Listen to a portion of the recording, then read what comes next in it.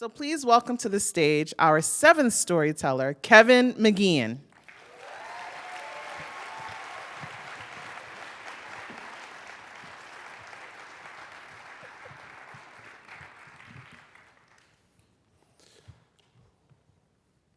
For most of my adult life, I worked at a theater in Chicago called the Second City.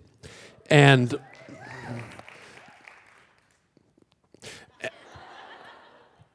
one of the women who was a producer there was a woman named Joyce Sloane. And Joyce Sloane was a producer there for 50 years. And she was absolutely beloved by everyone who worked in that theater. And she treated us all with such kindness and made us feel all so very special. At her funeral, she was eulogized beautifully when someone said, "Whenever anything good happened to you, there were two women you called, your mother and Joyce, and not necessarily in that order." And for me, the most beautiful memory I have of Joyce, the one that whenever I think of it, it brings a smile to my face, was the time that she purposely and maliciously embarrassed the shit out of me. It was the mid-90s. I was in my mid-20s, and I had just gotten hired at the theater as an understudy to the National Touring Company, which is the lowest rung of any job you can have in that theater. It is the only job I've ever had that when I was in my meeting congratulating me on getting a job, I was also told, "This in no way guarantees you a job, and you may never work here." But regardless, I was so happy I finally had access to the theater, and I could be there all the time, and I could hang out in this place that I just found so magical. And Joyce and I struck up this friendship, and she had this office that was like a museum. And there were days I would just go there and just spend hours at a time where she would just go through her mail and she would tell me stories, and I would make her laugh, and we built up this beautiful rapport that I loved so very much.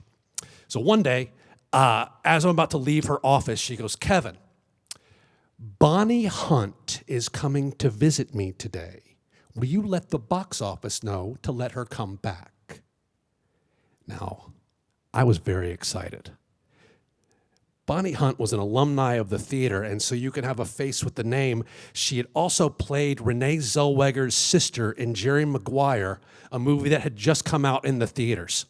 And I was so excited to possibly meet Bonnie Hunt.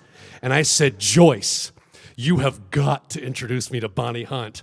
And my dear friend Joyce looked at me and goes, "No." And I said, "Why?" And she goes, "Because Bonnie is coming to visit me. And we're having a nice visit today. This has nothing to do with you." I was a little thrown by this.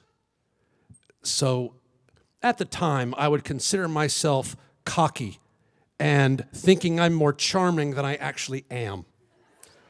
So I said to Joyce, a little bit of indignance, I said, "Okay, I get this. I understand what's going on. You don't want me to meet Bonnie Hunt is because you're afraid that when she meets me, she's going to fall in love with me and not pay any attention to you." And Joyce looked at me and goes, "Yeah, that's what I'm concerned about."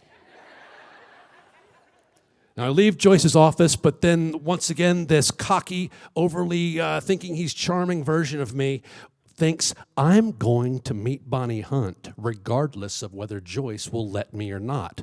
So I hung out in the box office waiting for her to arrive, but then I got distracted.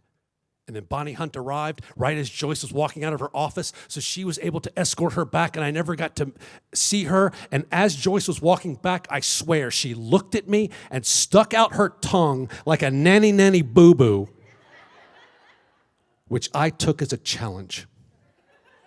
They go back to her office, and cocky me decides I'm going to walk back there. So I walk back to Joyce's office, which is in a long hallway, and then when I get to her door, I pull one of those fake, "Hey, Joyce, about those receipts. Oh, I'm sorry, is someone here?" And I say, "Oh, hi, I'm Kevin." And she goes, "Hi, I'm Bonnie." And then I look at Joyce and give her a little. And then Bonnie asks me, "What do you do here?" And I was very proud to say, "I'm an understudy to the National Touring Company." To which Bonnie Hunt looked at me and goes, Well, if you never make it farther than that, you don't need to be upset with yourself. Now, this is not going how I hoped it was going to go. I already feel like I've gotten a gut punch. And I turn to Joyce, and she's just looking at me. So I turn back to Bonnie, and I say, well, it's really nice to meet you. I really wanted to meet you.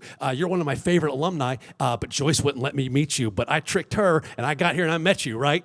And Joyce leaned over her desk and goes, he also said that you'd fall in love with him when you met him. Did that happen? I look at Joyce and I'm absolutely mortified at this point. Then Bonnie speaks up and says, I'm kind of fond of my husband, so no. And I just feel so weird, and I look over at Joyce and I say, well, I guess I should probably get going.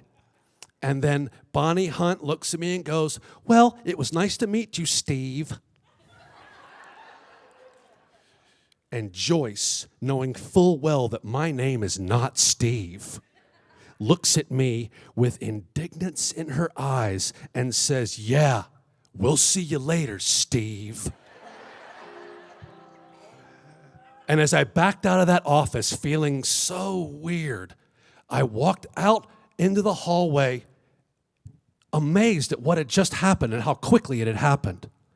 And as I walked in the hallway, I felt two emotions, embarrassment and impressed, but not necessarily in that order. Thank you very much.